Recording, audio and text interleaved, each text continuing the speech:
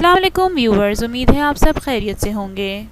پردیس ڈرامے کی اگلی قسط میں آپ دیکھیں گے کہ احسن کو آئے کافی دن ہو چکے ہیں۔ اب اس کی ماں اور بھائی کے پیٹ میں مروڑ اٹھ رہے ہیں کہ ابھی تک احسن نے واپسی کا نام کیوں نہیں لیا۔ اسی وجہ کی بنا پر احسن کی ماں بڑے ہی طریقے سے پوچھتی ہے کہ بیٹا احسن، پھر کب تک واپسی ہے تمہاری؟ میں سوچ رہی تھی کہ تمہاری بہن کی بات آگے بڑھائی جائے تمہارے جانے سے پہلے۔ زبیدہ اپنی ساس کی باتیں سن کر بہت دکھی ہو جاتی ہے اور اندر جا کر رونا شروع کر دیتی ہے۔ احسن کے جانے کے خیال سے ہی اس کی روح کانپ گئی۔ احسن زبیدہ کے پیچھے جاتا ہے اور اپنی امی سے کہتا ہے کہ امی آپ دیکھ لیں اور بلا لیں ان کو، میں ابھی کچھ دن یہیں پر ہوں۔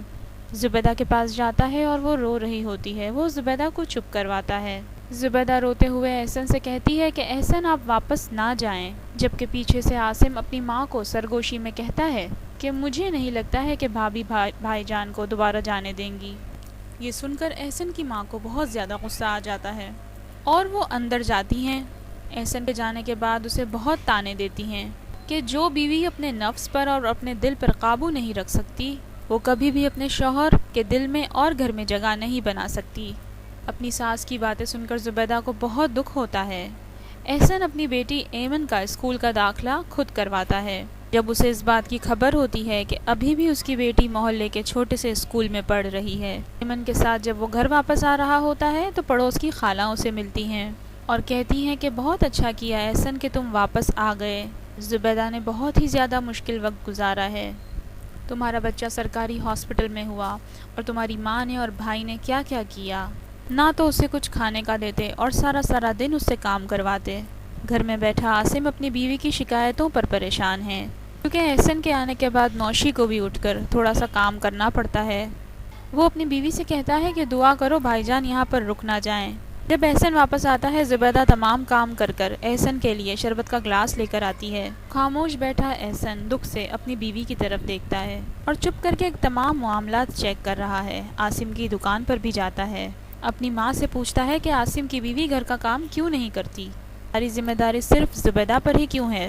احسن کی باتیں سن کر اس کی ماں کو شدید غصہ آتا ہے اور سوچتی ہے کہ شاید اسی وجہ سے احسن واپس نہیں جا رہا۔ وہ زبیدہ سے ہر ذمہ داری واپس لے لیتی ہیں۔ جب وہ کپڑے دھو رہی ہوتی ہے تو اسے سائڈ پر کر دیتی ہے، جب کچن میں ہوتی ہے تو باہر نکال دیتی ہیں اور کہتی ہیں کہ جاؤ بیوی اپنے میاں کی خدمت کرو۔ زبیدہ سے اپنی ساس کا یہ رویہ برداشت نہیں ہوتا۔ روتے ہوئے احسن سے کہتی ہے کہ برسوں لگ گئے گھر والوں کے دل میں اپنی جگہ بنانے کے لیے اور آج سب نے مل کر مجھے پرایا کر دیا۔ احسن کا صبر بھی جواب دے جاتا ہے کیونکہ بار بار اس سے ایک ہی سوال کیا جا رہا ہوتا ہے، تمہاری واپسی کب ہے اور تم کب واپس جا رہے ہو؟ احسن بہت غصہ ہو جاتا ہے اور کہتا ہے کہ میں اپنے وطن سے دور ہو کر پردیس میں دھکے اس لیے کھا رہا ہوں کہ میرے بیوی اور بچے یہاں لاوارثوں کی طرح زندگی گزاریں۔ میں فیصلہ کر چکا ہوں، اب میں واپس نہیں جاؤں گا۔ یہ سن کر احسن کی ماں کی آنکھیں حیرت سے باہر آ جاتی ہیں۔ احسن کی شادی شدہ بہن بھی یہ سن کر صدمے میں آ جاتی ہے۔ ادھر عاصم کے بھی ہوش اڑ جاتے ہیں، یہ سوچ کر کہ اب تو سب کچھ ختم ہو جائے گا۔ آگے دیکھتے ہیں کہ احسن اپنا فیصلہ برقرار رکھتا ہے یا اپنا فیصلہ تبدیل کرتا ہے۔